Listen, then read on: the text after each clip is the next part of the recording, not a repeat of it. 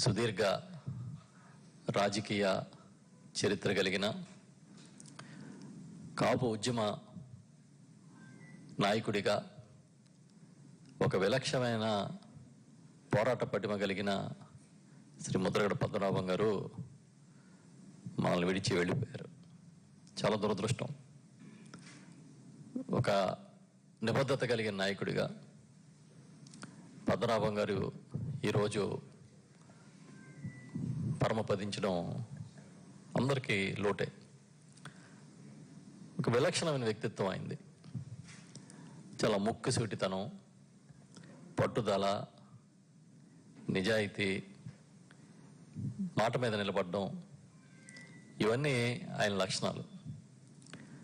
కేవలం గోదావరి జిల్లాలకే కాదు, ఈ రాష్ట్రంలోనే, ఉమ్మడి రాష్ట్రంలోనే తనదైన శైలిలో పనిచేసిన నాయకుడు ఆయన. ఇవాళ కాపు ఉద్యమం అంటే, కాపు రిజర్వేషన్ పోరాటం అంటే ఆయనే గుర్తొస్తారు. చాలా నిబద్ధతతో పట్టిన పట్టు విడవకుండా పనిచేశాడు. సుమారు 30 సంవత్సరాల పాటు కాపు ఉద్యమం కోసం ఇంచుమించుగా తన రాజకీయ జీవితాన్ని కూడా పణంగా పెట్టినట్టుగా మనకు కనిపిస్తుంది.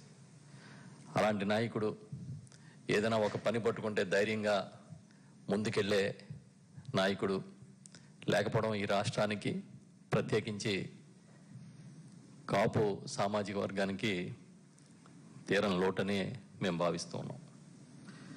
అంటే రాజీ పడని ఆయన తత్వం ఇవాళకి కాదు, ఎప్పటికీ గుర్తుంటుంది. ఆయన ఈరోజు వైఎస్ఆర్ పార్టీ నాయకుడిగా ఉన్నారు. చాలా అంతకుముందు జగన్మోహన్ రెడ్డి గారు ఓదార్పు యాత్ర సమయం నుంచి వైఎస్ఆర్ పార్టీలో ఉండి, మళ్ళీ కాపు ఉద్యమం కోసం ఆయన రాజకీయాలకు దూరంగా ఉండి, మళ్ళీ వైఎస్ఆర్ పార్టీలో చురుకైన పాత్ర పోషిస్తూ ఉన్న సమయంలో ఆయనకి అనారోగ్యం రావడం, దాదాపుగా కొద్ది నెలలుగా చాలా ఇబ్బందుల్లో ఉండడం మనం చూస్తూ ఉన్నాం. వాళ్ళ ఆయన కుమారుడు ముద్రగడ గిరి గారు ప్రతిపాడు నియోజకవర్గానికి ఇన్ఛార్జి కూడా ఉన్నారు. ఒక నాయకుడు అంటే ఇప్పుడే దాడిశెట్టి రాజా గారు చెప్పారు, 4 సార్లు ఆయన ఎమ్మెల్యేగాను, ఒకసారి ఎంపీగాను, మంత్రిగాను పనిచేసిన వాడు. సహజంగా రాజకీయాల్లో ఉన్న వాళ్ళకి తన వ్యక్తిగత ఎజెండాలు ప్రాధాన్యత ఉంటాయి, కానీ కుల రిజర్వేషన్ కోసం, సామాజిక వర్గ కాపు సామాజిక వర్గ రిజర్వేషన్ల కోసం ఆయన ఏ విధంగా పోరాటం చేశారో, ఎన్ని ఇబ్బందులు పడ్డారో మేము చూసాం. 2016 ఇంచుమించుగా ఆ సమయంలో కూడా చాలా తీవ్రమైన ఉద్యమం జరగడం, దాంట్లో రకరకాల పరిణామాలు ఇవాళకే కాదు చరిత్రలో ఎప్పటికీ నిలిచిపోతాయి.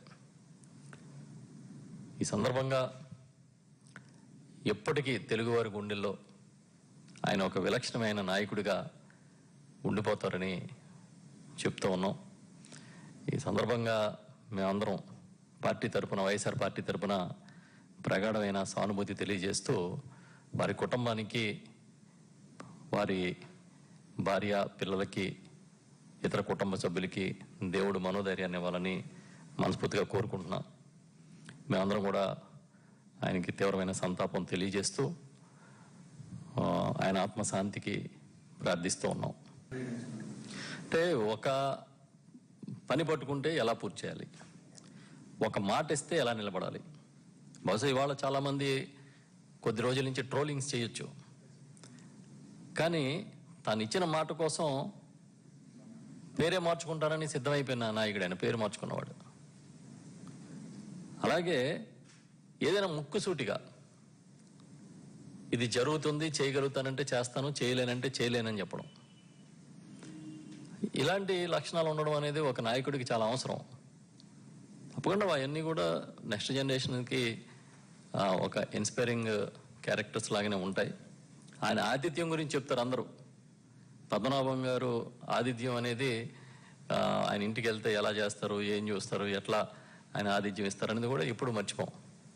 సో పద్మనాభం గారు అనేది డెఫినెట్గా ఈ రాష్ట్ర రాజకీయ చరిత్రలోని, అదేవిధంగా కాపు సామాజిక వర్గంగాను చూసుకున్న అది ఎప్పటికీ ఒక చెరిగిపోని ముద్రగడని మేము చెప్తాం. ఈ రాష్ట్రంలో చెరిగిపోయిన ముద్ర లాంటి వాడు ముద్రగడ.